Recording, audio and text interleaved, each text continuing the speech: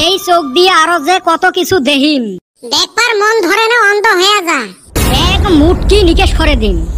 এ হইছে কি ভাইরে, এই বয়সত কত কিছু যে দেখিলেন, আরো কত কিছু যে দেহার বাকি থাকিল। কি দেহা কথা কইস রে? এই চোখ দিয়ে করোনা দেখিলেন, এই চোখ দিয়ে লকডাউন দেখিলেন, এই চোখ দিয়ে নোটবন্দি দেখিলেন, এই চোখ দিয়ে 2000 টাকা নোট চলাও দেখিলেন, বন্ধ হওয়াও দেখিলেন, এই চোখ দিয়ে আই ফ্লুও দেখিলেন, এই চোখ দিয়ে একটা করে টমেটো 50 টাকা করিও দেখিলেন, এই চোখ দিয়ে পাকিস্তানক কালকে ফির হারতে দেখিলেন। সারাম দাদারা এত হারে, তাও কি মুখ চাপার হাতে পাওয়ান যায় না। ভাইরে কালকে মুই কত দোয়া দরুদ পড়ছং, যাও তাও যে জিতছি। কত কম রান করার পরেও যে পাকিস্তানক হারাইলেন, ওইটে মুই আগত থাই জানং 50 রান করলেও জিতিল হয়। বাপের সাথে আর বেটা পায় নাকি? বাপ বাপে। এ একটা বিড়ি দেছে, তগরে গল্প হুনতে হুনতে আমার নিশা খরাইয়া গেছে। কোন সোমবার নিশা ফাইটা যায়। এ মঠাই শুই আছে, সিলাই করে দি মেলা। এ কদম, তুই বলে বিড়ি খাওয়া বাদ দিছিস?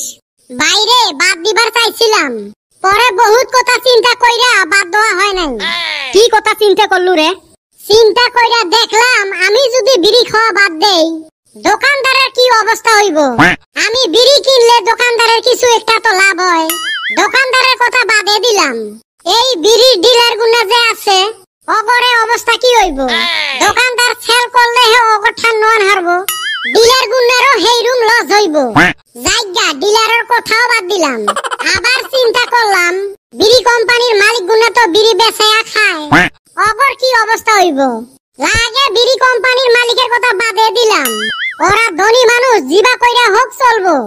পরে ভাবলাম বিড়ি কোম্পানিতে যারা যারা কাজ করে, ওই মানুষ গুনার কি অবস্থা হইব। আমি যদি বিড়ি খাওয়া বাদ দেই, মানুষ গুনা বিড়ি বানাবো না, অগর চাকরিও থাকবো না। তাইলে ভাব তো, আমরা যদি বিড়ি খাওয়া বাদ দেই, কত গুনা মানুষের ক্ষতি হইব। কত মানুষ বিড়ির উপরে নির্ভর কইরা চলতাছে, অগর ব্যক্তিরে ইনকাম বন্ধ হয়ে যাবো গা। এত চিন্তা ভাবনা কইরা ভাবলাম না, বিড়ি খাওয়া বাদ দেওয়া যাব না। ভাই দেহং তোর ঠ্যাং দুইটা কুতি। ইস, এত কথা ভাবছিস রে তুই? তুই যে মোর বন্ধু, এই কথা ভাবি আজকে মুই গর্ভবতী। তুই মানুষের জন্য এত ভাবিস। এ গর্ভবতী নহয়, গর্বিত। মনে হয় দুইটারে চুলের মুঠি ধরি মুটকেং আর মুটকেং। কে খায় ওমরা বিড়ির মতা কুড়ি, ওমার আরো টাউ টাউ। এ সুসে, তুই জীবনত বিড়ি কিনছিলু রে? মানুষ গুনা বিড়ি না কিনলে আমরা বিড়ির মোতা কোনে পাইলাম নি।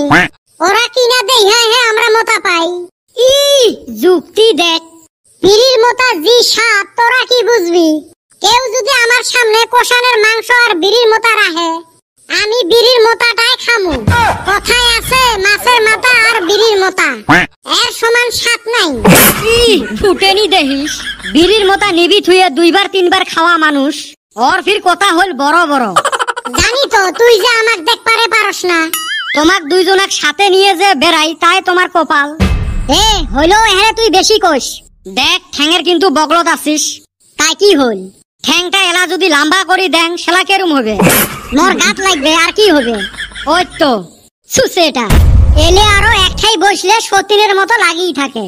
আর আমার গল্প দেহ, বিড়ির মতা নিয়ে গল্প। মেলা দিন পরে গল্পত বসলেন, ভাবলুম অল্প ভালা গল্প হইবে। সুসে গুলের সুসেমি গেল না, বিডলেমি করিয়ে খাই, আর কি করা যাবে। হ্যাগো বেটা ছাওয়া বেটি ছাওয়া গুলে, এই কয়দিন কিছু টেকনিক্যাল প্রবলেম থাকার জন্য আমরা ভিডিও বানাবার পাই নাই। আজকে মেলা দিন পরে ভিডিও একখানা বানাইলেন। অল্প বেশি বেশি করে শেয়ার করি দেন তো, তাহলে আমরা চেষ্টা করবো ঘন ঘন ভিডিও বানাইবে। চান্স পাইলে অ্যাডভার্টাইজ আরম্ভ করিস না, কামে এই।